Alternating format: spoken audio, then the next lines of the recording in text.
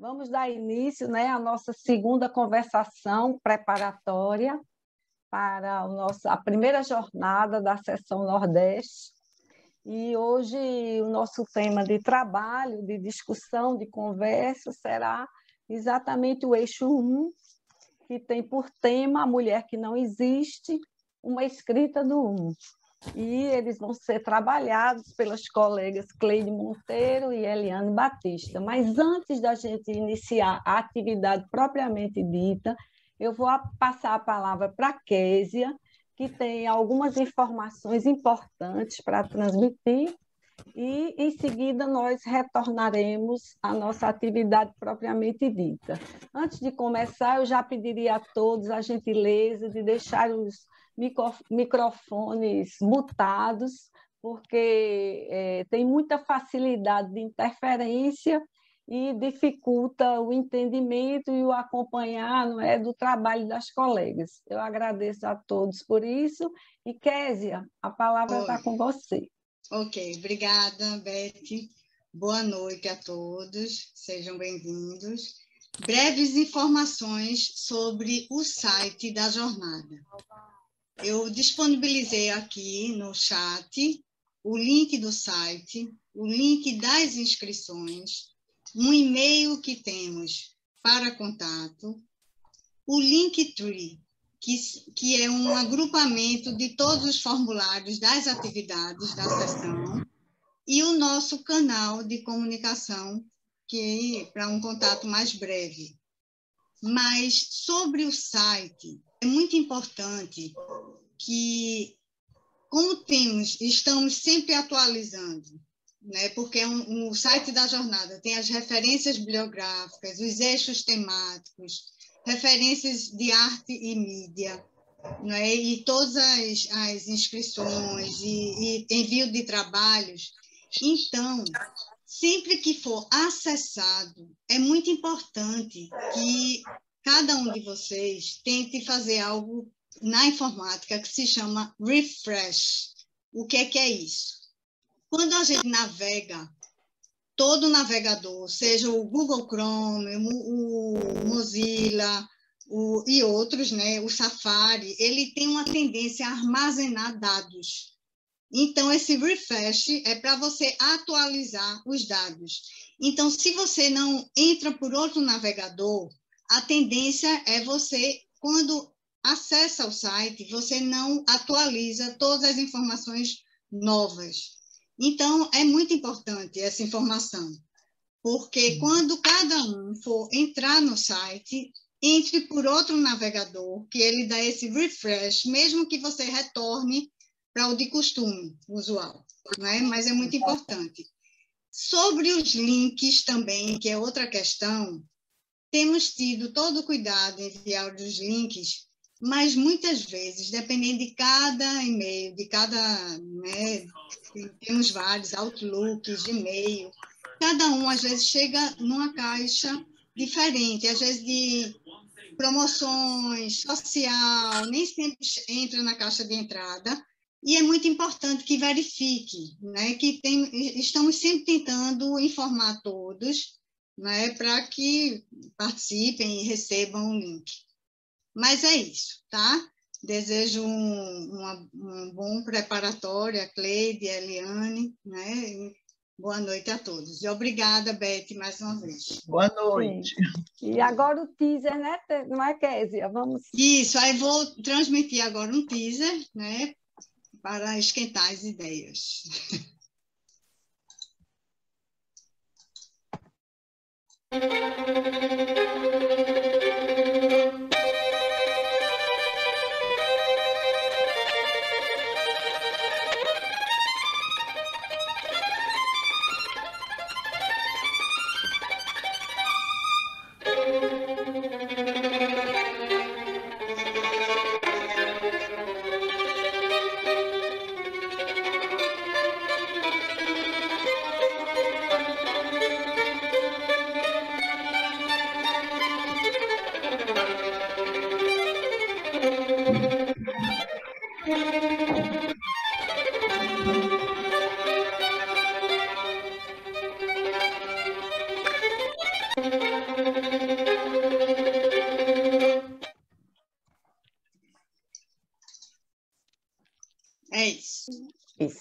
Então, vamos iniciar, não é, nossa atividade propriamente dita agora, e vou passar a palavra à Eliane e à Cleide, e a partir desse momento, então, Cleide estará na coordenação dessa atividade de hoje, dialogando com vocês, trazendo contribuições, ideias, sintam-se à vontade. Eu gostaria somente de dar fazer um pequeno lembrete, no sentido que em torno de 9h30, no máximo 5 ou 10 minutos a mais, nós vamos ter que terminar a atividade, porque temos um tempo aqui definido para isso, e também porque essa conversa não é uma conversa que a gente encerre de uma vez, numa noite, mas é uma conversa que vai continuar e que vai nos mobilizar a trabalhar, e por isso eu lembro os trabalhos em cartéis, as trocas, e lembrando a todos vocês que as inscrições, e bem como inscrições para a jornada, já estão disponibilizadas, e também inscrição de trabalhos, e que todos se animem a enviar suas colaborações, que nós receberemos com muito prazer e muito gosto em poder acolhê-las. Então, Cleide, a palavra agora está com você, para, a partir de agora, você e a Eliane coordenarem essa atividade. Bom trabalho.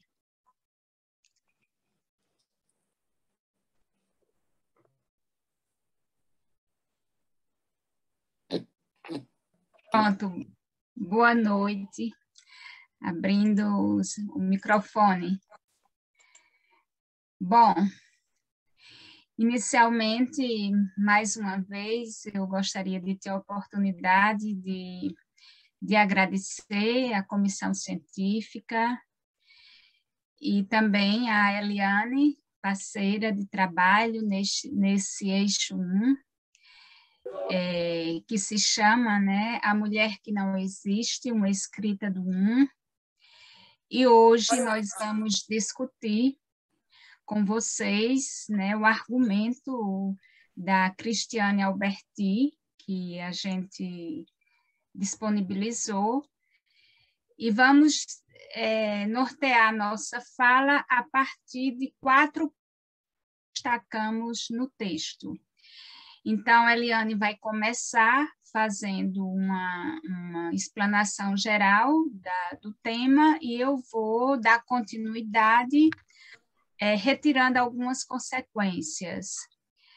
Eliane, você diz quais são os temas ou você quer que eu diga? Como você diz, né? Então, começa com a Eliane e eu seguirei dialogando com vocês, a partir desse texto de base, que é o de Cristiane Alberti, sobre a mulher que não existe. Eliane, com você. Boa noite a todos. Desse texto, né, que serviu de orientação para o eixo 1 da jornada, que foi A Mulher Não Existe, de Cristiane Alberti, nós destacamos 4 pontos. Eu vou tratar sobre 3 e Cleide vai depois complementar com a fala dela. Então, o que eu destaquei foi a incompletude da mulher, o primeiro ponto. O segundo ponto, o princípio feminino do gozo. E um terceiro ponto, o neofeminismo contemporâneo. Sobre a incompletude da mulher, a primeira frase que chama a atenção no texto é a seguinte: no inconsciente, o ser feminino estaria irremediavelmente marcado pela falta, afetado pelo sinal menos. Essa afirmação induz a indagar se é possível relacionar as reivindicações do movimento feminista no que diz respeito à busca de igualdade de direitos, oportunidades de trabalho e o tratamento entre homens e mulheres, com a incompletude da mulher. Embora no inconsciente o ser feminino seja irremediavelmente marcado pelo menos, o pensamento de Lacan não se aproxima dessa concepção, uma vez que, para a psicanálise, a posição feminina não é prisioneira da classificação mais, nem da classificação menos. Como diz Alberti, Lacan se opõe a uma psicanálise que seja garantia da paz em casa, que reconduziria a mulher à mãe e o homem à criança. Isso porque o homem não se sobrepõe à mulher e não exerce o domínio sobre ela. O homem serve de conector para que a mulher se torne grande outro para ela mesma, diz Lacan nos escritos.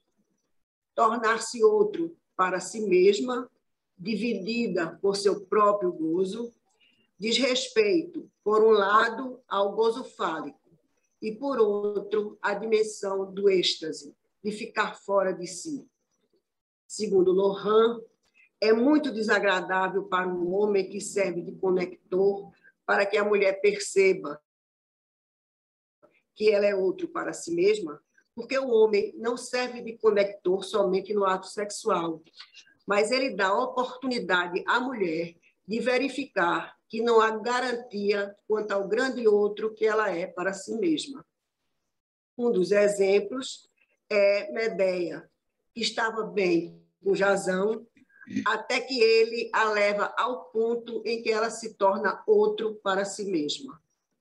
Jasão não percebeu até que ponto ele podia ir na relação com Medeia. Algumas vezes os homens também não percebem até onde podem ir na relação com uma mulher. Voltando ao texto de Alberti, há um parágrafo em que ela diz que é a pluralização do nome do pai que dá conta das mutações contemporâneas e, em particular, da grande diversidade da vida sexual. Cada um inventa a sua maneira de gozar e de amar, qualquer que seja o sexo, feminino, masculino ou outro. A diferença sexual na orientação lacaniana não divide homens e mulheres. Esses termos se tornaram os nomes dos modos de gozo. O modo de gozo, que é representado pelo significante fálico, e o outro que escapa à captura fálica. No seminário 19, o pior, Lacan diz que não é possível repartir homens e mulheres pelos atributos. É preciso passar por algo que escapa à realidade, que não está no mundo e que é puro real, que se engancha diretamente com o corpo nas experiências de gozo, que são dissimétricas entre homens e mulheres, e não na imagem. Os sujeitos são implicados na sexualidade de forma contingente. A parceria do sujeito é com o significante do grande outro, com a rede de significantes essenciais de sua história, ou seja, homem e mulher são deduzidos dos discursos que os faz semblantes. Christiane Alberti diz que o falo, que o pai entrega como ideal, emblema de potência simbólica, é também apenas um semblante com o qual se vestem os homens, assim como as mulheres, ao sabor de uma virilização ou feminização do parecer para tratar o sexual. Se o sujeito se permite renunciar ao significante fálico pela castração, ele libera o órgão de ter de representar esse significante, liberta-o de fazer semblante do significante indispensável. Lacan, ao final do seu ensino, não conceitua mais o falo como um significante, um símbolo ou imagem, mas como uma função lógica que faz obstáculo à relação sexual. O que se constitui como a melhor prova da ausência da relação sexual é a diversidade das identificações. Nesse sentido, todos os casais são possíveis. Ativo-passivo, voyeur-visto, espancador-espancado. Todas as oposições pulsionais podem vir em lugar do par homem e a mulher que não existe. O segundo ponto que a gente destacou em Freire foi o princípio feminino do gozo. Então, esse outro ponto que pode ser destacado, nós pensamos o seguinte: o regime do gozo que era concebido a partir do masculino, passou no último ensino a ser concebido a partir do feminino. Ao tratar sobre a forma feminina do gozo, recolocando em discussão esse excesso presente no campo do feminino, Lacan, no Seminário 20, mais ainda, afirma que há um gozo dela, sobre o qual talvez ela mesma não saiba nada, a não ser que o experimenta. Isso ela não sabe. O silêncio de uma mulher pode também ser considerado uma comprovação do gozo suplementar, fora do significante, mas limitado pela função fálica. Esse é o grande enigma da sexualidade, segundo a teoria freudiana. O que não pode ser dito aponta para o S de abarrado, que Lacan, no Seminário de um discurso que não seria do semblante, identificou com a mulher que não existe. O feminino se localizaria, então, como um gozo ilegível que acontece no corpo. Alberti diz, então, que a essa falta no grande outro responde a exigência da fala de amor como única via de suplência possível. A queixa das mulheres em análise quase sempre se refere à falta das falas de amor. Percebe-se que o gesto ou o ato de amor são insuficientes quando as palavras estão ausentes. Para que se sintam amadas, devem ouvir do amante suas próprias faltas por meio das palavras de amor. O terceiro item que destacamos foi o neofeminismo contemporâneo. No neofeminismo contemporâneo, alguns pontos se destacam. Um deles é o discurso referente à propriedade do corpo e às questões de gênero, termo que, de acordo com o pensamento de Marie-Hélène Bruce, substituiu o sexo como significante mestre. O discurso que refere o corpo é meu dá lugar a outro discurso que diz meu corpo biológico não dita minha escolha de gênero. O corpo não é considerado de acordo com sua forma e imagem. Ele é também suporte de gozo. Para Christiane Alberti, o neofeminismo radical traz de volta cada mulher ao seu corpo numa fragmentação ao infinito. O múltiplo vem responder a uma fragmentação do da exceção. Uns múltiplos que fazem do laço social um laço comunitarista. Marie-Hélène Bruce interroga se não estamos caminhando em direção à feminização do mundo, tomada no sentido lógico, onde o que conta é para não todo X. Este tende a tornar-se, segundo ela, um princípio mais geral. Embora a experiência analítica convide o sujeito à fala, a dar voltas em torno de suas identificações e de sua alienação ao grande outro, que o determina, para separar-se dele, o que se coloca em evidência é que os sujeitos não sabem como agir na sociedade, tanto como homens quanto como mulheres. E as mulheres, em nome de uma igualdade, vivenciam a dificuldade em respeitar as diferenças. No fundo, homens e mulheres fazem sempre semblante. As reivindicações femininas não são novidade. A questão é a utilização de expressões estándar que apontam para o discurso politicamente correto. É assim que, ao defender a causa das mulheres, o discurso feminista deve zelar para não seguir a tendência de falar em nome de todas as mulheres, quase que anulando a posição de cada mulher a respeito de sua vida amorosa e sexual. A psicanálise, enquanto uma experiência não segregativa, nos dá a possibilidade de entrar em contato, não somente com os mal-entendidos que temos com o outro sexo, mas também os mal-entendidos que se tem consigo mesmo. É uma fala de Christiane Alberti. O que disso resulta é a marca singular do gozo de cada um, é a possibilidade para os falanceiros escolherem seu modo de gozar. Pronto, terminei com esse pensamento e passo a palavra, então, para a Cleide. Obrigada, Eliane.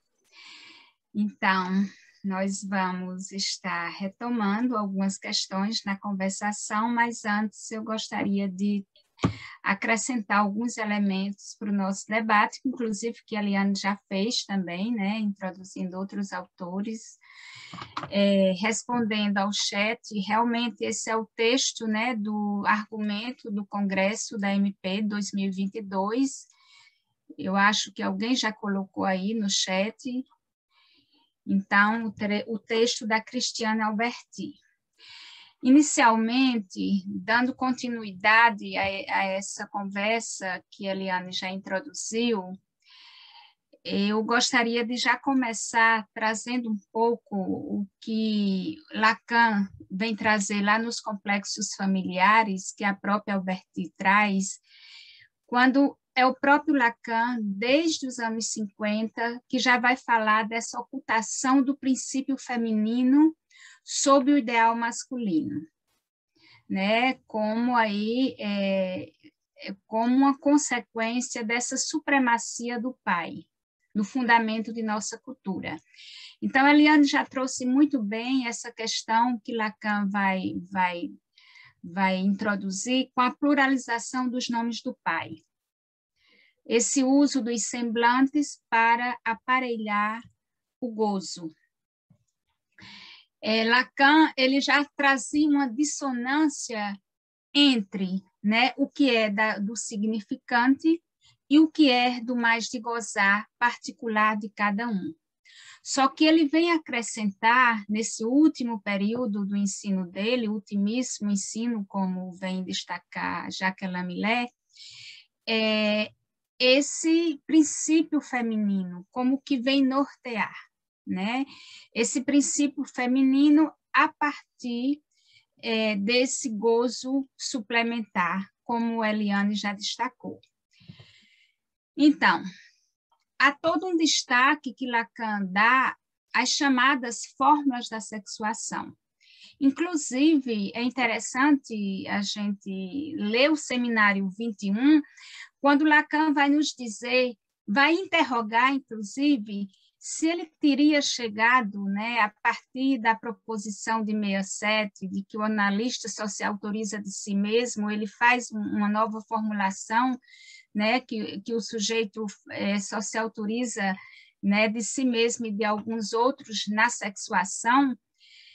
Ele interroga se ele teria chegado a esse princípio se ele não tivesse formulado as tábuas da sexuação, né, onde ele tira consequências desse princípio que é o gozo feminino, do lado direito das fórmulas. Então, dito isso, eu gostaria de trazer para a nossa discussão o que a Eliane, de uma certa forma, já trouxe, né? A partir de uma questão que a própria Alberti nos convida a pensar, sobre o que se pode extrair do princípio feminino dos tratamentos de hoje.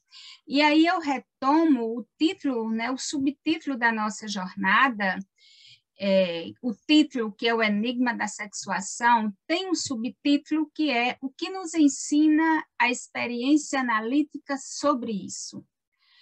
Então, não é possível a gente entrar num diálogo com a civilização sem interrogar sobre o que nos ensina a própria experiência analítica. Quando a psicanálise ela vai à política, ela vai a partir desse norteador. Nesse sentido, eu gostaria de destacar que a Eliane também já traz, né, uma expressão que ela pinça do texto da Alberti, que é que a psicanálise é uma experiência antissegregativa. O que Lohan vai trazer também como uma identificação dessegregativa, ou que Millet vai trazer como, né, uma identificação sintomal.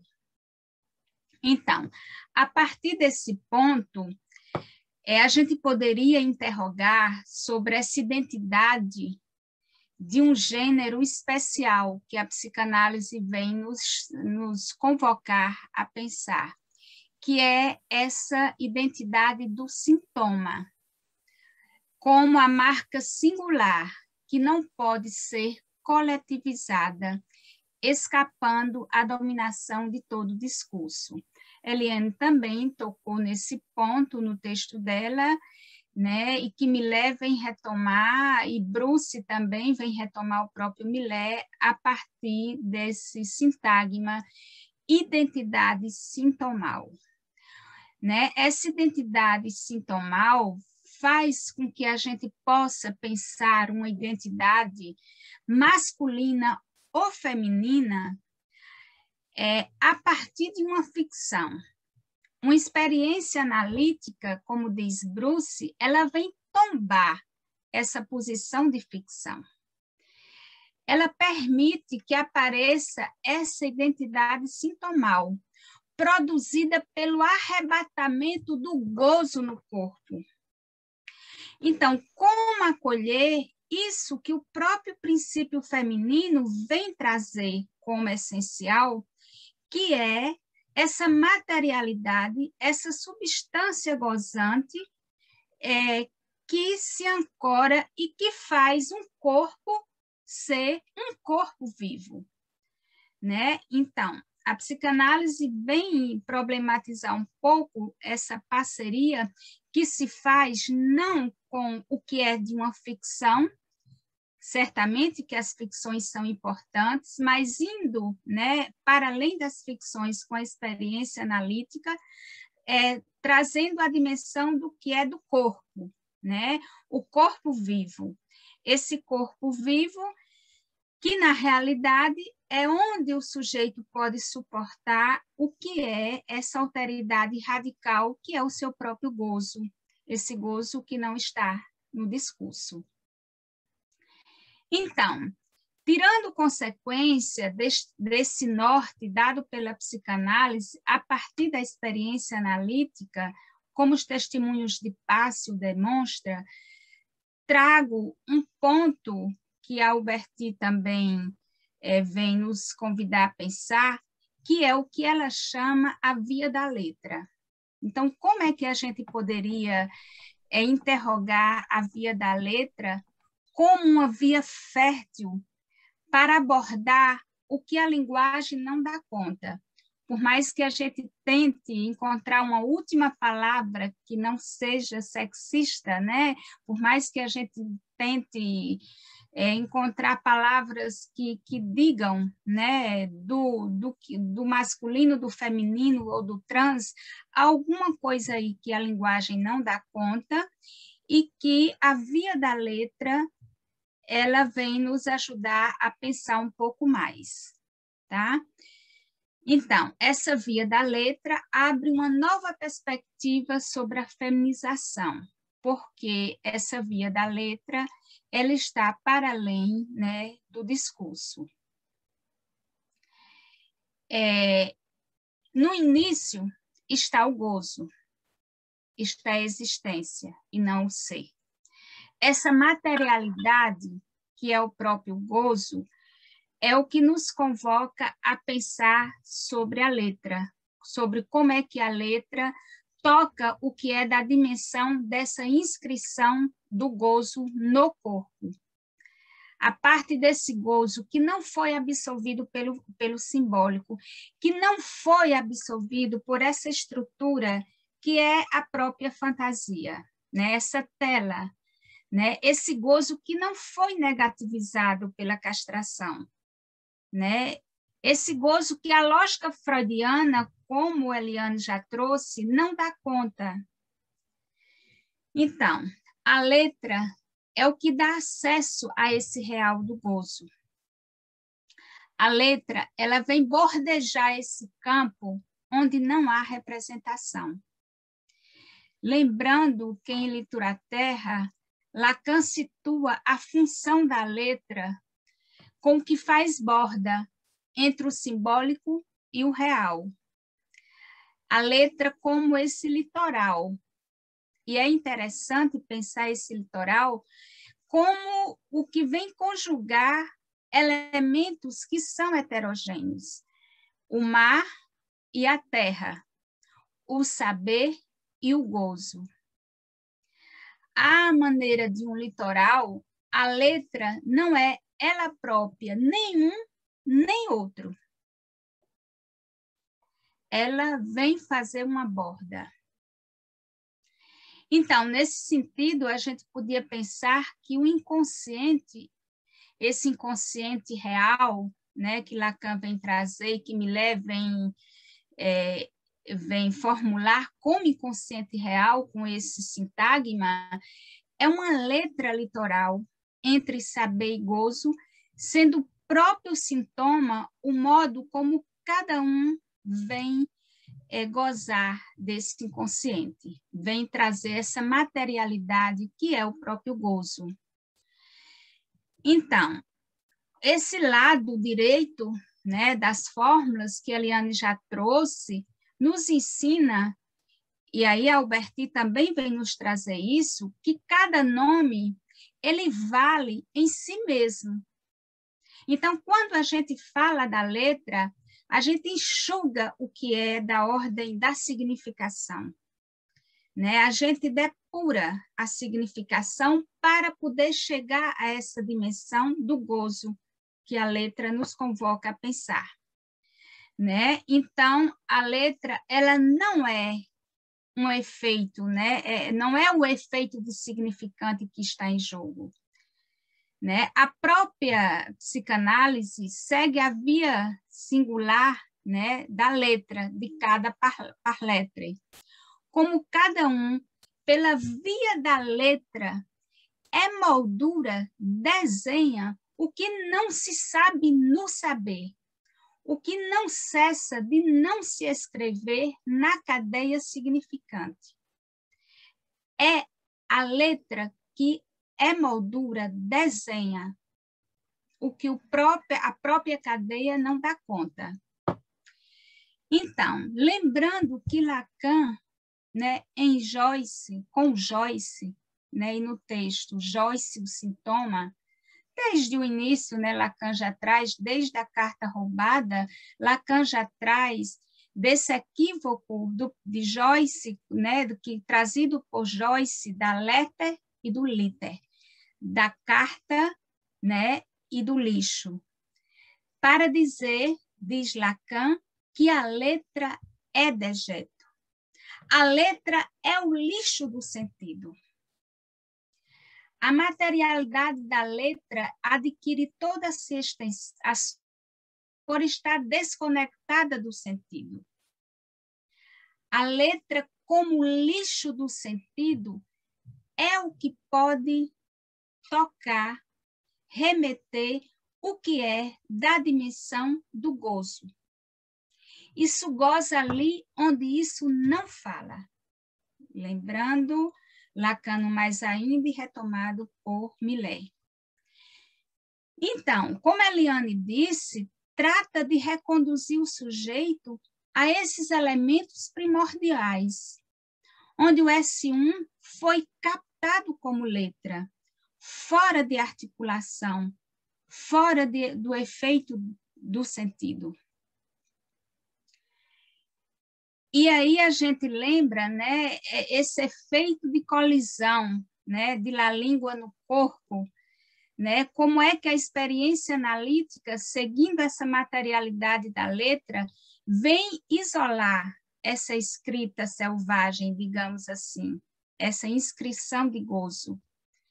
E quais são os destinos que cada sujeito pode dar ao que a gente chama dessa opacidade de gozo. Opacidade por não estar, digamos assim, envolvido na fantasia ou na lógica que a própria castração vem aí promover. Algo não é absolvido aí. E como é que se vai dar conta disso que não é absolvido? Talvez a gente pudesse pensar, por exemplo, o riso do pai, né, como uma melodia que desenha modula uma cena traumática.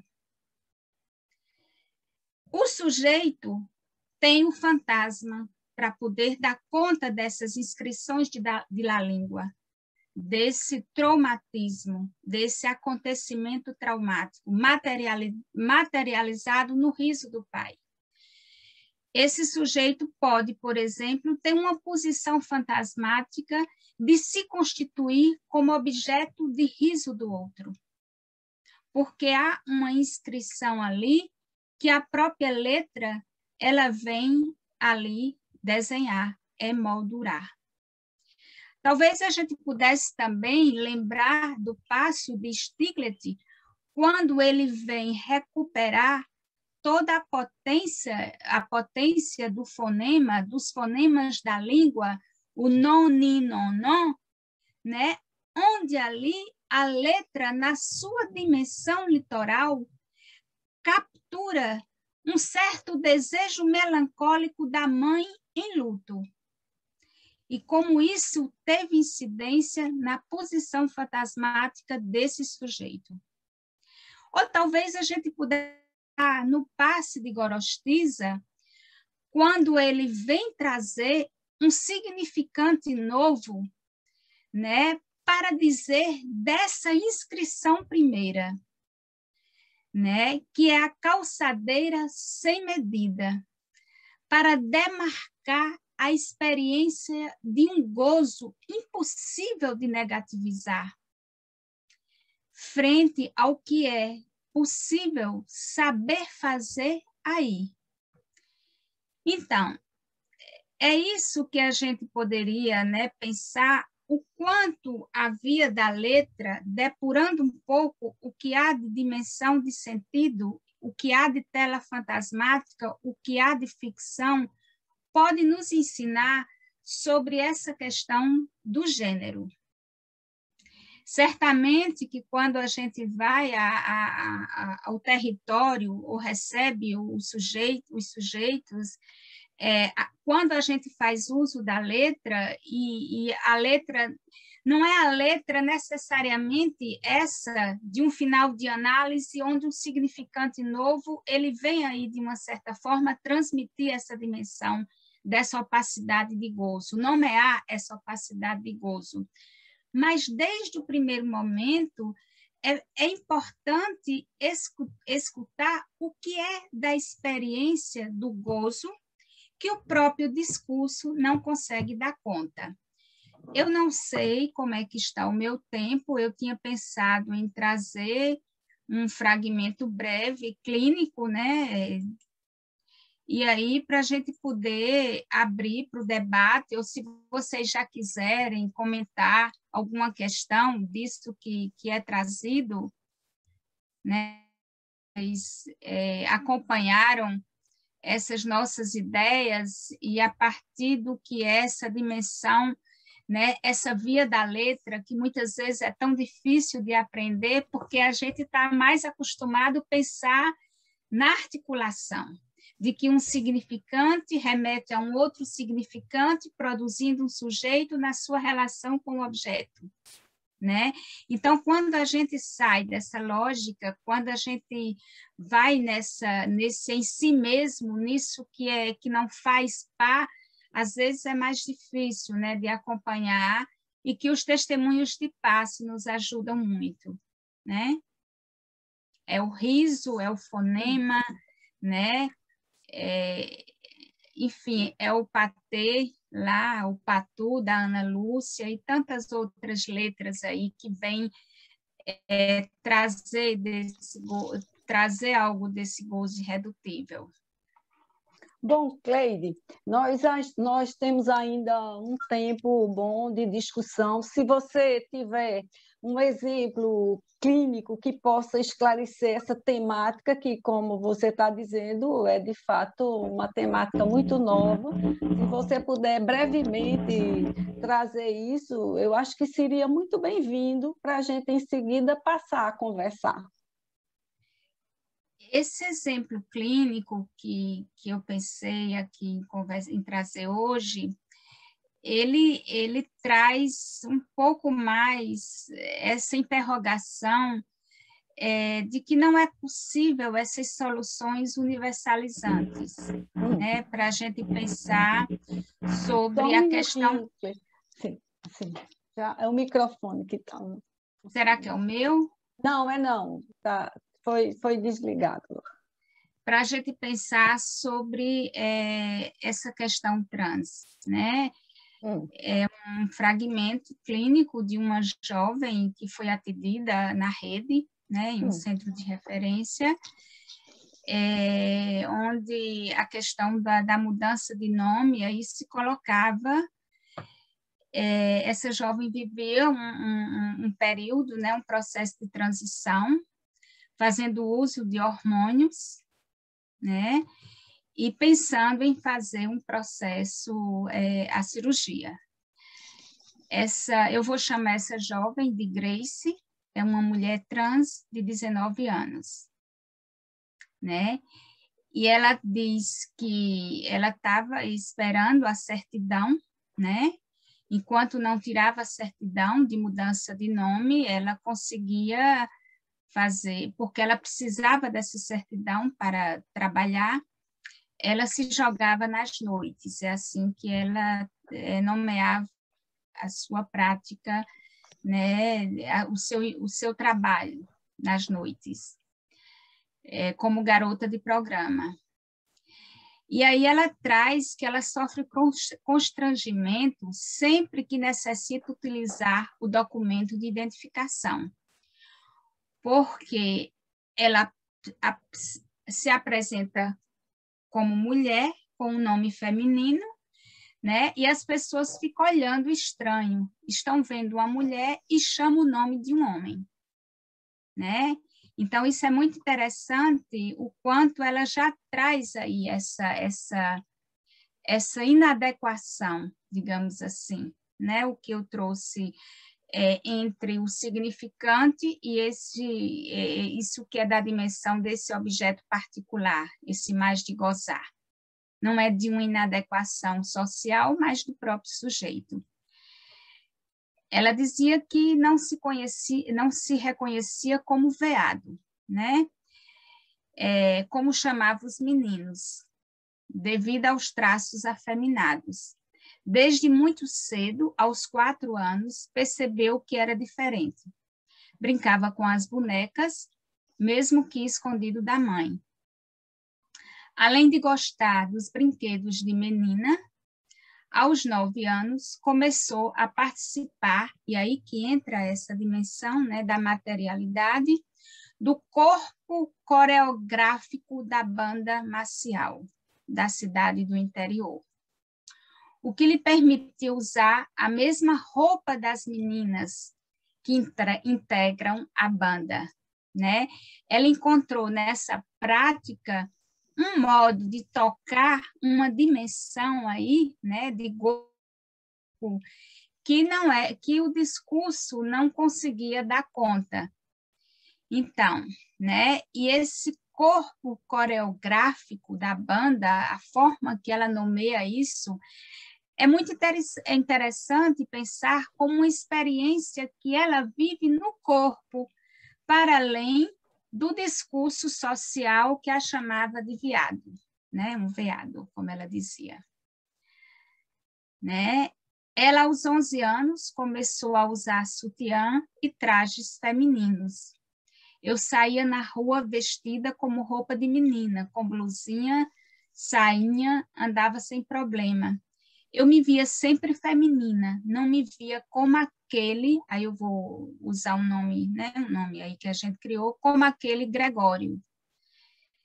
Esta inserção lhe deixa tranquila, né, pois encontrou a coisa, esse é um significante dela, a coisa, com a qual se identifica.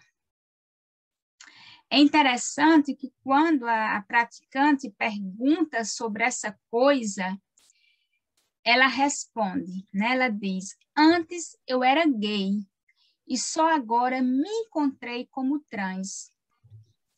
É interessante que quando ela diz me encontrei como trans, ela nomeia, não como discurso social nomeia, mas ela nomeia como a coisa. Então, há uma coisa aí, há algo aí dessa coisa, que é essa dimensão do próprio gozo, que ela encontra uma nomeação no significante trans.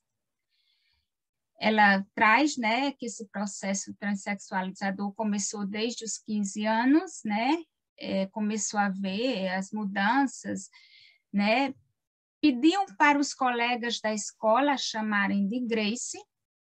Eu sou assim, vou crescer assim agora. É interessante, né, que teve um momento, né, onde ela traz que era muito angustiante, porque quando alguém, o pai a chamava de Grace, dizia, Gregório era um menino tão bonito e olha como está hoje, né? E ela aí, como ela começou ela disse, Grace, mais bonita ainda. Então, tem alguma coisa aí que ela vai experimentando, né? Nessa coisa, né? Que ela vai lidando aí com esse outro. Mas, de qualquer forma, ela traz um impasse muito grande, né? Quando ela diz que se sente mulher, um defeito interessante. E quando ela é interrogada sobre esse defeito, ela diz: o pênis é o defeito. É aí, né, até onde a psicanálise aí vai acolher essa coisa, isso que ela nomeia trans, mas até onde tem algo aí que tem que fazer vacilar essa certeza de que o defeito é o pênis. Como, né? Como produzir algo da ordem de uma quebra nessa dimensão da certeza? Cleide, será que você concordaria de que agora a gente passasse a conversação com a sua questão e onde Isso, as pessoas exatamente. pudessem se situar, né? Mas Exatamente. eu antes já tem pessoas inscritas, você vai conversar com elas como combinamos, Pronto. mas antes disso eu queria agradecer muito suas pontuações e as de Eliane, e eu fiquei muito impressionada de você ter trazido e pegou aí de uma maneira tão importante, tão brilhante, essa questão da letra, porque quando eu lia o texto da Cristiane Alberti, me chamou muita atenção, e eu até tomei uma nota aqui, de que a primeira frase do texto da Alberti é pura poesia, quando ela abre o texto dizendo, e um vento soprou. E isso não me pareceu nada ao acaso, ela dá partida ao texto dela por um dizer poético que alude à escrita, mas que precisamente ela se utilizava de uma tática para fazer ressoar outra coisa, ou seja, um dizer que circunscrevesse uma verdade não toda, que descompleta a língua, porque articulado à letra, enquanto suporte material do significante, indicando que não há rapport, não há complementariedade entre significante e significado. E por isso, ela diz, de todos os lados surgem vozes de mulheres quebrando um silêncio que vem de longe e que faz, eu digo, ressoar um processo não essencialista, uma causa do sujeito, fora do sujeito e articulada ao real. Então, era essa pontuação que eu gostaria de trazer aí como uma colaboração, porque ecoou precisamente com o que você trouxe, com o que a Eliane também pontuou, e agora a gente pode passar, não é, a conversa com os colegas que querem dialogar com você e a Eliane. Com certeza, obrigada. Vamos passar sim, vamos passar essa conversa, certo? mas frente a essa precariedade do gênero, né? Aí como é que cada sujeito vai responder na sua singularidade e no modo que o gozo vem tocar, né? A inscrição desse gozo no corpo.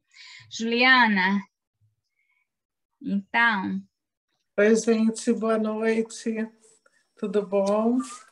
Eu gostei muito do que eu escutei, aprendi muito com vocês hoje. E eu tenho algumas perguntas da clínica que eu gostaria de compartilhar com vocês. Primeiro, a questão mesmo, acho que o que está assim, ardendo na clínica é a questão do prescindir do pai para servir-se dele, né?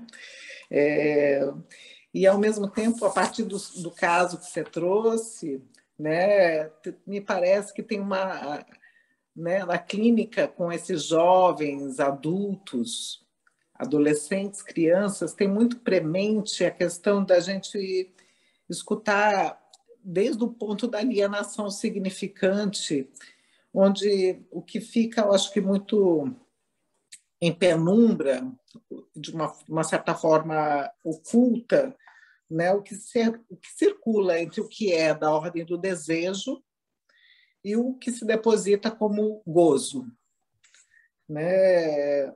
E para cada um das pessoas em jogo na família, eu acho que isso vem como uma luz para a gente se orientar, né? Que eu acho que é justamente esse ponto da letra, onde você coloca uma intersecção, me parece, entre desejo e gozo. Queria que você me corrigisse se eu estivesse falando alguma coisa imprópria, mas assim, se é esse ponto mesmo da letra que faz essa articulação, né? E também me parece que nesse ponto onde existe uma queda do valor fálico, né? Esse ponto onde a invenção é de cada um mesmo, né? Onde às vezes a castração fica capenga por causa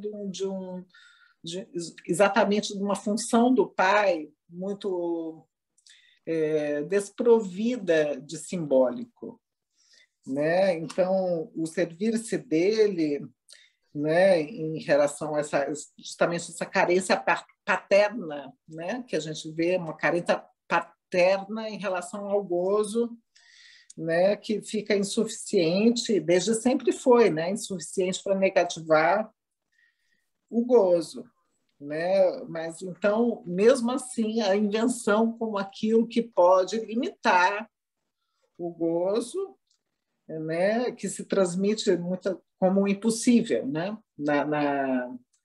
no jogo das famílias, vamos dizer assim. Não sei se eu consegui transmitir a minha pergunta, né? Mas é isso, Cleide. Beijo. Muito bom. Acho que você já traz questões bem norteadoras. Você mesma já traz uma formulação aí muito interessante. Mas vamos lá, a gente vai retomando as suas questões. Juliana, Gisela quer falar. Gisela.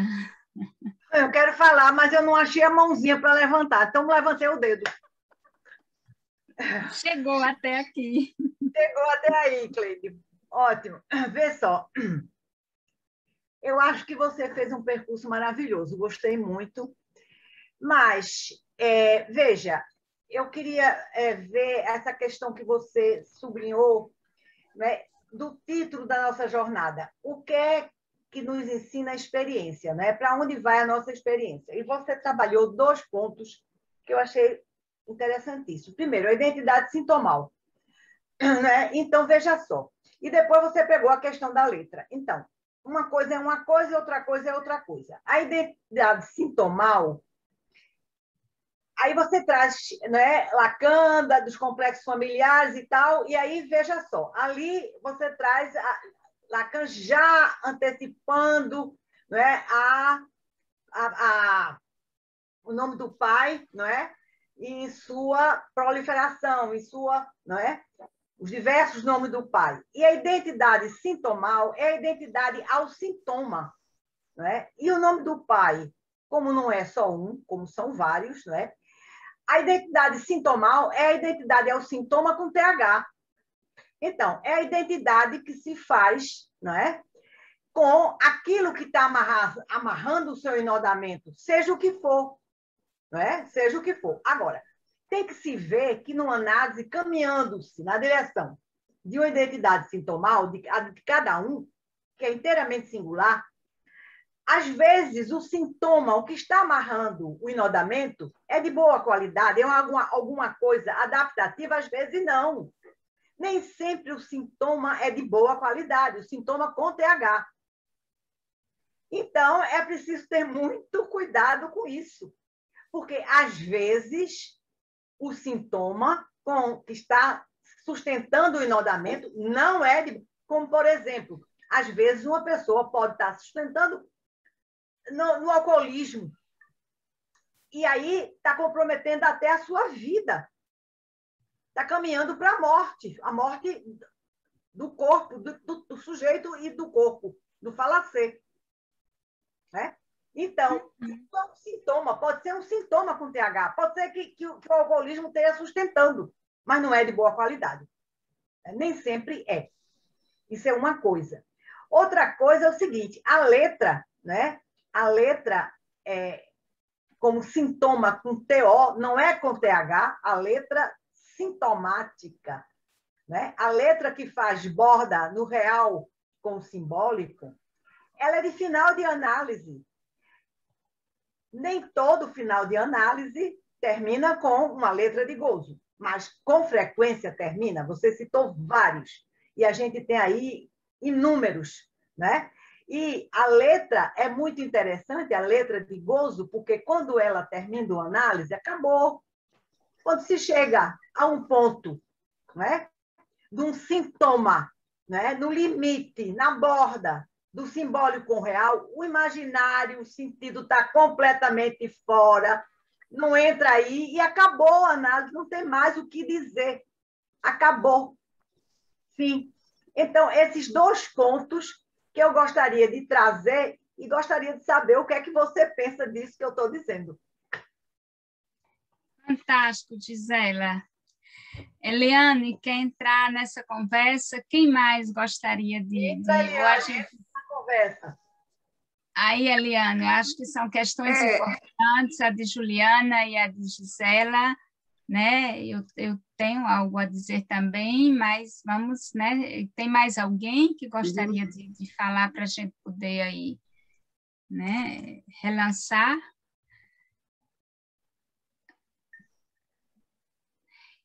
Posso falar? Pronto, Eliane, vai aí, fala. Eu acho que essa letra de gozo que Gisela traz, né, a partir de sua fala, Cleide, é o retorno a esse um da existência que a gente vem tanto falando ultimamente. Né? Não é esse um que antecede, que antecipa toda a cadeia simbólica, a cadeia significante. Então, eu chamaria a letra de gozo um. Não sei se Gisela está de acordo. Sim.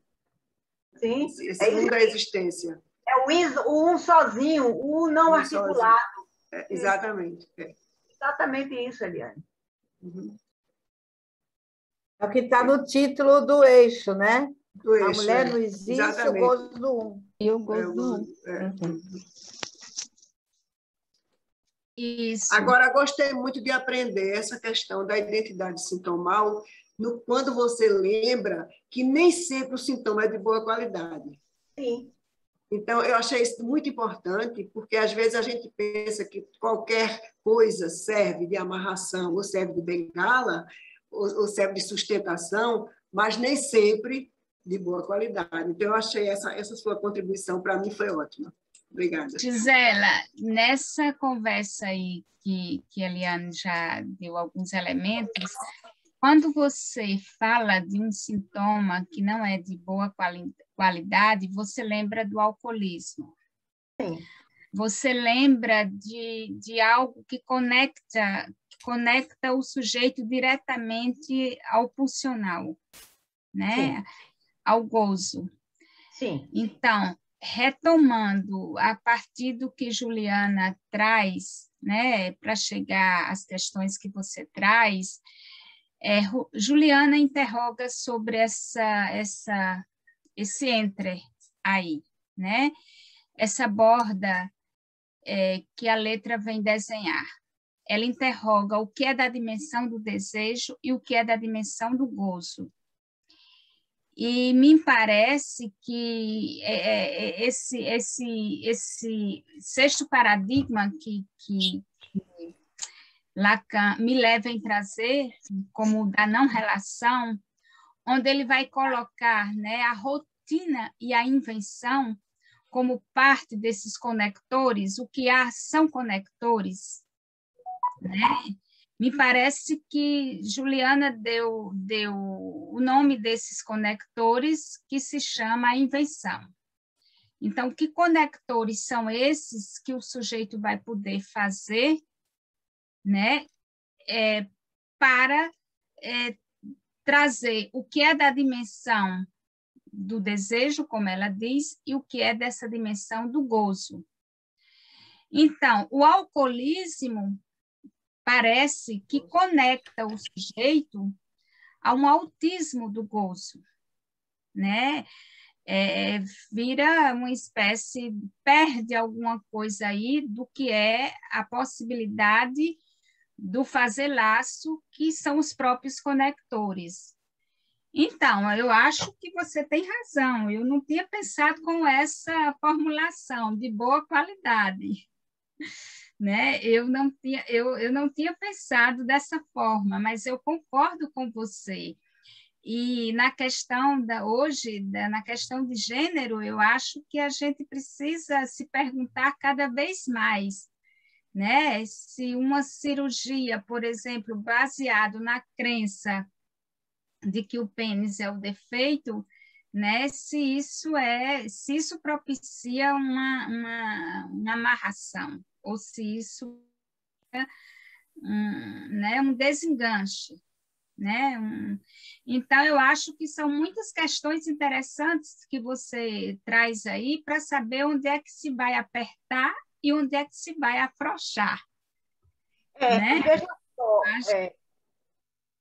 veja, eu acho, sabe, Cleide, que aí não se pode falar,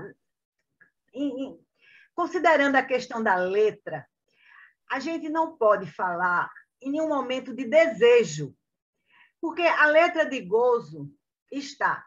Não, você está falando no final de análise. Não, você tem razão. Você com o que Juliana trouxe. Mas, para articular, a letra vamos falar das crianças que chegam, dos sujeitos que chegam num processo transexualizador. A experiência de passe nos ensina sobre isso. Né? Sobre isso que você está falando da letra de gozo. São pessoas em final de análise, são pessoas que supostamente passaram pela castração, são falaceres. De final de análise. Trans não se trata disso. Trans, exatamente. Mas as crianças e os trans chegam até o analista. Então, o que é que os testemunhos de passe nos ensinam a receber essas pessoas? Eu gostaria de falar só uma coisa. Eu acho que existe no mercado uma promessa de um gozo ilimitado, né? Onde a gente pode ser consumido pelo objeto que se oferece, né? Ou seja, uma promessa de redesignação de sexo, ou seja, a promessa de você compra mais e numa compulsão você vai ser feliz. Existem muitas promessas no mercado, num objeto de consumo, que você pode ser feliz, né? Essa promessa de um impossível, ela fica, vamos dizer assim, sob um grande véu, né? de promessas sintomáticas aí. Não sei se posso falar promessas sintomáticas, mas que cada um que se vire como pode para alcançar esse gozo impossível, mas que está tudo uma grande parte das pessoas acredita no impossível como permissivo, né? Eu acho que esta é uma questão aí, né? E aí eu acho que aponta para o que Gisela traz, como que nem todas as invenções são bem-vindas no campo do sujeito, né? Do falazer, nesse ponto aí. Porque Cleide e Juliana... Beth, olha também as perguntas. Beth, olha, tem Margarida, tem Bruno Rafael. Maria, então não e as perguntas no chat mas, também. Gisela, daqui a pouco... está atenta às perguntas Gisela, do chat. Cleide está atenta a recolher estou atenta, sim. Cleide, estou atenta. Viu, Cleide? Não Cleide, tem. está atenta. Tem uma de Januário. Isso. Tá. Então, vamos lá. Eu não recebi. Ah, sim, Januário. É o 1 ou algo do 1? Certo, vamos pensar, Januário. Quando você traz, é o 1 do A1, não é isso? Sim, do A1. Do 1, do gozo. Do gozo do 1. Margarida, Bruno, Gisela, a gente retoma aí essas questões que você está trazendo. Mas vai circular entre nós, né? Eu acho que vamos ver o que é Bruno, o que Margarida e Bruno trazem aí. Bem, boa noite. Eu queria realmente agradecer muito as contribuições de Eliane, de Cleide, de Beth, que é um tema, como vocês já disseram, muito árduo, né? Muito novo, e que a gente está tentando se aproximar, até se aproximar porque a própria contemporaneidade está nos exigindo isso, né? Quer dizer, eu acho que há uma questão aí que está transbordando, né, na sociedade, na cultura e nos consultórios. Então, é um desafio para a gente, e essa questão desse fio pelo feminino realmente pode nos ajudar a entender e a trabalhar e exercer um pouco a nossa prática como analistas, né? Quer dizer, como é que o feminino pode nos orientar? Eu acho que é muito isso que eu consegui ver no texto da Cristiane Alberti, é como é que o feminino, esse princípio do feminino, pode orientar a nossa visão de mundo hoje, a nossa clínica. O que é isso que esse feminino está trazendo aí como alguma coisa que escapa, como alguma coisa que a gente não consegue simbolizar, que a gente trabalha letra, é gozo, é desejo, o que é, mas é algo do feminino que está nos causando, né, a todos. E uma coisa que eu senti falta até agora na nossa discussão foi do amor, né? Quer dizer, se falou de desejo, de gozo, de letra, que são realmente conceitos que a gente tem que lidar aos poucos, com o tempo, para a gente poder ir entendendo o que é isso. Mas há acho que foi Juliana que falou da invenção, né? Eu acho que há uma invenção, e a invenção é a invenção do amor. Quer dizer, eu acho que o que Lacan vai dizer que é o amor que permite esse acordo entre desejo e gozo. Só o amor possibilita que essa disjunção, que esse momento de angústia, de separação entre desejo e gozo, possa, de alguma forma, trazer um novo laço, fazer um novo laço com as pessoas, com o social, com a cultura e com o trabalho. Então, acho que quando Gisela até aponta essa identidade sintomal, que nem sempre é de boa qualidade, eu diria nem sempre é com amor. Então, se não existe, não é amor, o amor piegas, o amor das revistas, o amor, né? Esse amor que muitas vezes é propagado de tantas formas simples, simplórias. É um amor dentro da psicanálise. É um conceito aí que também que a gente tem que entender. O que é esse negócio de amor? né? Mas é uma invenção de fato. Se o Saint-Thome é uma invenção pela via do amor, pela via da contingência. É aquilo que, de alguma forma, permite que aquilo que é da não relação sexual pare de não se inscrever, de alguma forma, né? Então, é algo que nós vamos trabalhar também no ENAPOL, antes até do Congresso, né, de 2022. Nós temos aí um tempo antes de chegar lá no Congresso, que é essa questão do amor. Então, eu queria também ver com vocês aí como é que vocês trariam esse amor como essa invenção, Juliana, que você falou. Cleide, eu gostaria de não poderia pensar isso. Aproveitar a intervenção de Margarida e lembrar exatamente que o eixo 3 também vai tratar desse tema. Foi muito bem lembrado, Margarida já prepara esse terreno, né?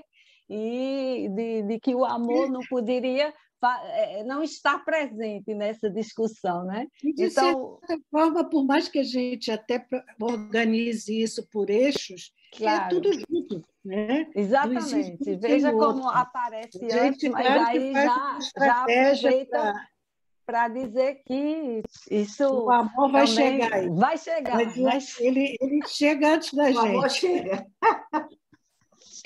Eu acho interessante, Beth, né, trazendo essa lembrança aí que a gente vai se dedicar ao amor, mas já a Margarida trazendo aí como esse ponto aí, né, entre o desejo e gozo, pensar sobre essa suplência, sobre esse conector da vida que é o amor, né? Então, por exemplo, eu fiquei pensando do caso que você trouxe, né? Isso. O amor de transferência ali. Até isso. Se não houvesse algo do amor de transferência, essa menina trans, essa moça trans, não estaria falando para a pessoa que estava escutando. Quer dizer, como é fundamental, né, o amor desde a transferência. Isso, né? E que pôde interrogar, e o amor que ela trazia nessa dimensão também dessa experiência com a tal banda, né, marcial da cidade, onde ela um significado muito interessante, um corpo coreografado, né? Era um corpo, ela quase usava como se fosse um neologismo, a forma que ela nomeava aquela experiência ali, porque existia essa dimensão aí de uma conexão entre desejo e gozo, que a gente chama, com a psicanálise, que é a dimensão do amor, né? Gisela, a gente não vai ter tempo, mas eu gostaria muito, em outra oportunidade, conversar com você sobre essa questão do que é a letra de gozo no final de análise, que eu concorde, e do que é essa dimensão da materialidade da letra. A materialidade. Exatamente. Exatamente.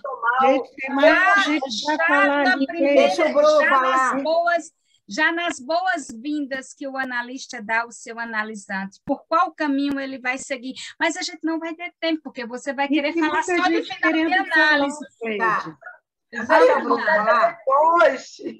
Tá bom, depois a gente troca essas figurinhas. Bruno, Liege. Que discussão calorosa, né? Não faz um tempo que eu não participava de... aí, viu? Tem um chat aí também. Depois tem uma coisa do chat que eu concordo bastante. Eu só queria fazer uma pontuação, inclusive fazer uma interlocução com a Gisela para entender um pouco quando ela quer organizar as ideias dela acerca do seu caso, que eu acho muito interessante, essa vivência da questão trans. Eu estou terminando, passando por uma pós em sexologia, a gente sempre debate sobre essa questão do corpo trans, né? E tem umas coisas, umas falas que a gente precisa só se preocupar aqui também como psicanalistas e como vivência de leitura clínica, é a tutela do corpo dessa pessoa que está chegando na clínica. Eu não entendi direito o que foi o comentário da minha outra colega, que falou sobre essa questão do desejo colocado imposto pela cultura, se é a latusa... Bruno, desculpa, eu não me entendi. A tutela... do corpo, né? É como se o corpo trans ele chega tutelado pelo desejo e pelo discurso do outro, do discurso do médico, do discurso do assistente social, do discurso do psicólogo. Então, ele é um corpo que já chega adoecido. E quem é que vai tomar essas tais decisões? São pessoas cis, pessoas que muitas vezes não têm essa vivência trans, né? Não passa por esse ciclo. Então, ter um cuidado um pouco, né, quando o corpo trans chega na nossa clínica, para a gente não estar com esse olhar de, por exemplo, o pênis é o que ele quer, mas e aí se ele se arrepender? Eu digo isso porque uma vez eu apresentei um trabalho e um psicanalista disse, mas se ele arrepender, se tem esse arrependimento, eu acho que não compete muito para o psicanalista estar achando essa questão do arrependimento Bruno, do sujeito. Acho muito interessante essa questão que você traz, né? É por isso que a ética, né, da singularidade é um pouco isso, não está no outro, mas está no que o próprio sujeito constrói na análise. Eu acho que é interessante você isso dizer mesmo. Isso. Aí eu queria entender só um pouco isso, não tutelar um corpo, qualquer seja ele, né? Porque eu fiquei preocupado sobre esse sintoma que a Gisela trouxe sobre essa questão de boa qualidade e a referência para o alcoolismo, que nem se usa mais essa palavra. É alcoolista. Já mudou. O alcoolismo já é uma questão de uma tutela, de um adoecimento de um corpo que está em sofrimento. Então, eu só queria entender, né, na posição da Gisela, essa questão, porque você trouxe, é um final de análise a cirurgia, ou não é um final de análise? Eu não fiquei agora meio que perdido sobre essa construção das falas de vocês. Aí eu queria que tivesse uma... Eu vou ter que falar, que eu vou ter que responder a ele, né? Gisela, só um momento. Eu queria, para dar uma... Licença, nós temos pouco tempo. O que é que eu disse, né? Rafael, Gisela, já estou olhando o chat, sim, tem muitas coisas no chat. Cristina, eu acho que conversa com a questão de Gisela, com a questão de Bruno, essa questão que ela traz sobre o trans, eu acho interessante. Articula aí para o seu caso também. Vamos lá, então vamos lá para o chat. Gisela, infelizmente a gente tem pouquíssimo tempo. Eu sei que você tem muita coisa a dizer. 1 minuto só, Gisela. Tá certo. Olha, Rafael, depois, se você quiser, eu converso com você. Mas isso, pronto. Que uma amarração, que um sintoma com TH, que é o que... Um sintoma com TH não é invenção, ele é um artifício. É um artifício que o sujeito tem que inventar para dar conta de um lapso do enodamento. Então, é uma coisa completamente diferente, isso é topologia. Então, o sintoma, ele precisa sustentar o enodamento, os 3 registros. Ele, por exemplo, se uma pessoa, né, se dedica ao álcool, se ele bebe como mecanismo, como defesa, aí vai a pulsão, como o Cleide colocou, é uma questão pulsional. Ele vai sustentar, é o real que está sustentando. É uma amarração do real. Pronto, ficou a dica aí. Bruno. Olha, vai ter a jornada aí, a gente vai ter a jornada. Bruno, essas suas questões. É um aquecimento. Isso, Bruno, essas suas questões são muito bem-vindas. Tá? Fica reverberando aí para você pensar.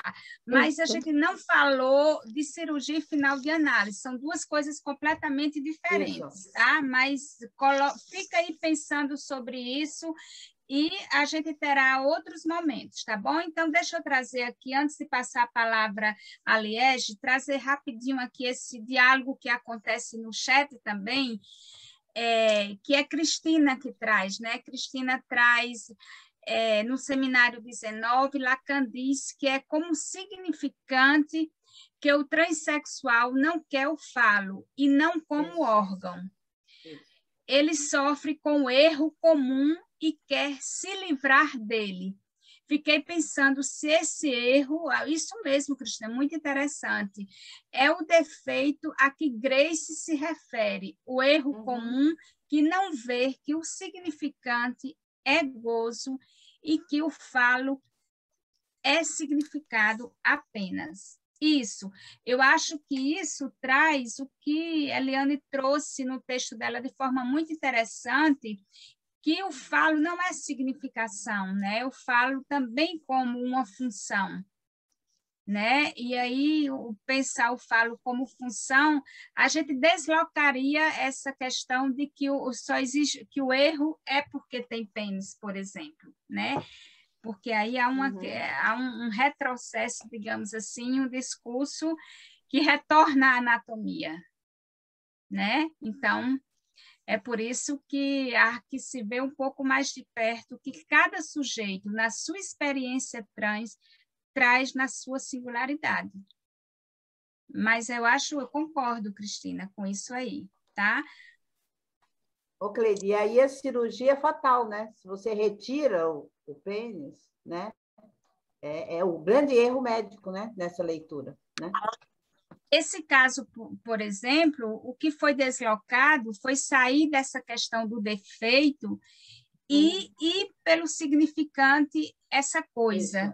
Isso. Então, a nomeação não foi, é porque eu não tenho pênis, porque me falta. Não, é como essa jovem, né, adolescente nomeou, é porque tem essa coisa, foi pelo significante ótimo. coisa que a gente caminhou, né, na supervisão. Ótimo. Tá? Caso atendido na universidade. Então, vamos lá. Então, vamos, Liege. Olá, Cleide, parabenizar, né, o trabalho de vocês, que acho que foi muito lindo, muito rico, né? Trouxe muita conversa aqui para nós. E eu queria aproveitar essa conversa para me referir ao texto, né, de Cristine Alberti, na página 7. Realmente eu concordo com Margarida que tem uma indicação aí primorosa para nos orientar na clínica, que é essa dimensão do não todo mesmo, né? Essa dimensão do feminino. E porque é exatamente isso que vai tirar, isso que vai engessar na clínica a ideia do universal, o universal que é trazido pela ciência, né? O universal dos significantes mestres. Então, eu acho que se a gente se orienta por uma clínica realmente do não todo e pelo feminino, eu acho que isso permite que a gente não caia nem na expectativa, né? Nem nessa coisa de achar que tem que ser a cirurgia, necessariamente uma saída, como a não cirurgia, né? Quer dizer, não cabe ao analista e nem às expectativas que estão aí dentro da dimensão da ciência como possibilidade, que a saída também seja a cirurgia, né? Quer dizer, isso é da ordem do universal.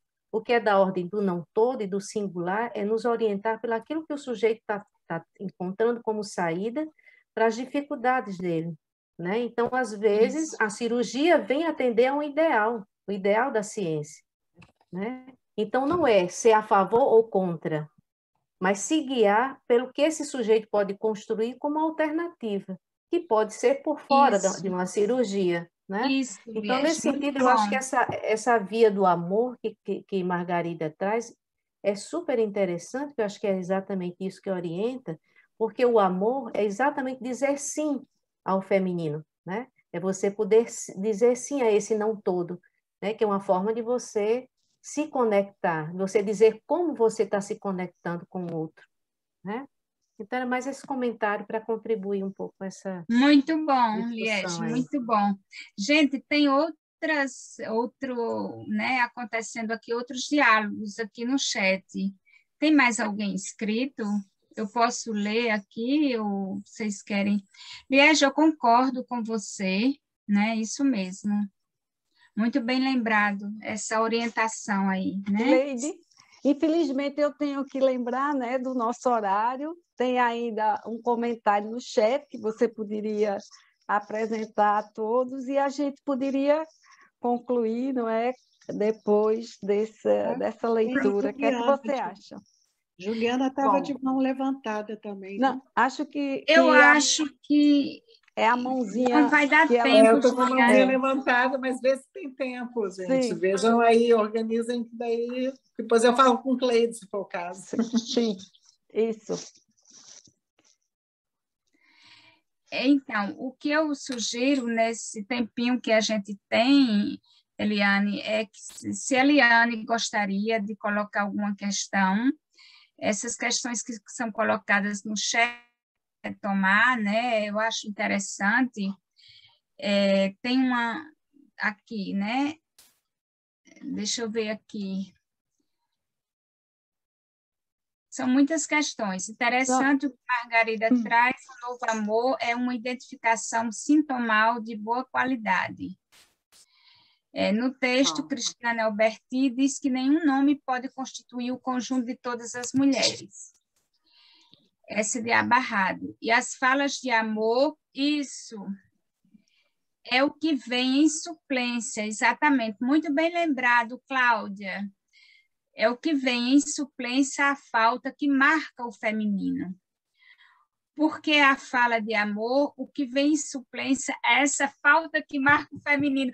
Bibiana e Rosinha, anote. Margarida já comentou em seguida. Anote a questão de Cláudia. O que foi que Margarida... O que é o amor? Margarida se refere ao amor cortês. Sim. Um outro caminho muito interessante. Um outro caminho. Trouxe. O que eu queria tocar, Cleide, é que a sexuação aponta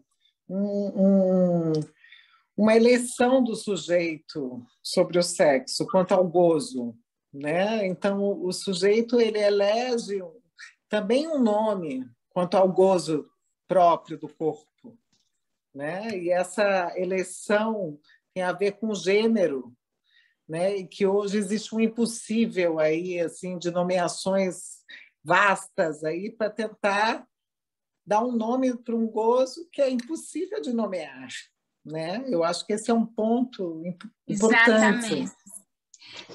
É aí que se recupera a dimensão da letra, né?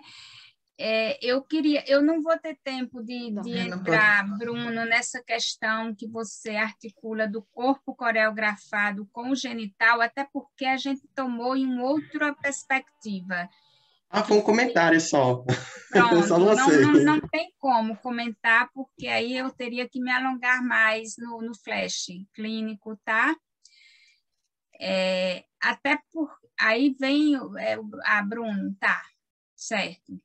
Gostaria de fazer um comentário, me lembrei do caso de Rogéria, ela disse que tinha dia que queria ser Rogéria e tinha dia que queria ser Astolfo, né? Astolfo. Isso, bem lembrado, Karina, bem lembrado. Cleide Eliane, se agradecendo, tá. Né, Cláudia, agradecendo também o feminino a nos orientar sobre os tratamentos hoje, sobre o que se passa no mundo. Exatamente. Então, a gente fica aí com esse comentário aí final que Cláudia traz, que o feminino, né, e o amor, né, essa invenção aí, que de uma certa forma tem a ver com o feminino, né, possa nos orientar nesses tempos atuais, né, onde o corpo aparece aí como sintoma do A1. Então, a gente pode ir parando por aqui, né? Então, eu gostaria muito de agradecer Eliane. A Eliane. Eliane gostaria de dizer mais alguma coisa? Eu gostaria só de agradecer a comissão e a parceria com o Cleide, que sempre é muito válida. E eu, em nome da comissão, agradeço a vocês duas os belíssimos trabalhos apresentados, que provocaram uma conversação tão animada, e lembrar que são essas questões que ficam aí com os 3 pontinhos que podem gerar trabalhos, as inscrições estão abertas para os trabalhos, para levar essas questões para a gente discutir, e agradecer a participação de todos e já deixar o convite para a próxima conversação preparatória, que vai trabalhar o tema do eixo 2, que trata do saber e sabido do sexo, e que tem como responsáveis Cleiton Andrade e Liege Uchoa, e o texto que será trabalhado é um texto de Jesus Santiago, que foi estabelecido por Gleice para nossos estudos. Esse texto está disponível no site da jornada. Todos os textos dessas conversações nós tivemos o cuidado e o carinho de deixá-los disponibilizados para vocês. Então, se forem lá no site da jornada, vocês vão encontrá-los. Então, obrigada a todos, boa noite. E eu pediria à Késia que, para a gente terminar com chave de ouro, ela soltasse mais uma vez o belíssimo teaser das preparatórias. Obrigada, a todos. gente. Até Foi muito bom. Boa noite. Boa noite. Boa noite. Muito bom, Cleide. Parabéns, Eliane. Boa noite. Só acrescentando que o vídeo também das preparatórias estão no site da jornada. Vocês podem reassistir. Tá? Isso, ótimo. Vamos lá. Legal, Késia, bem lembrado. Gente, Boa noite, gente. Boa noite, obrigada. Tchau, tchau. Tchau.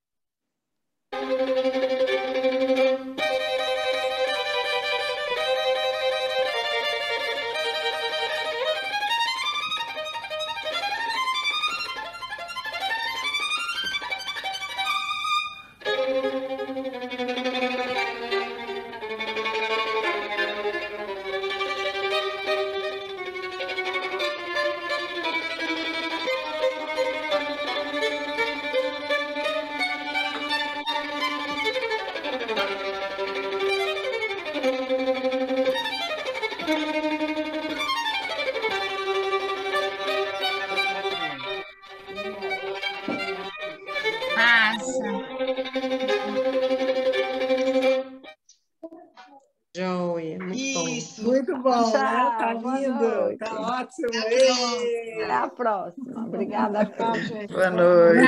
Tchau, boa noite. Massa, ótimo debate.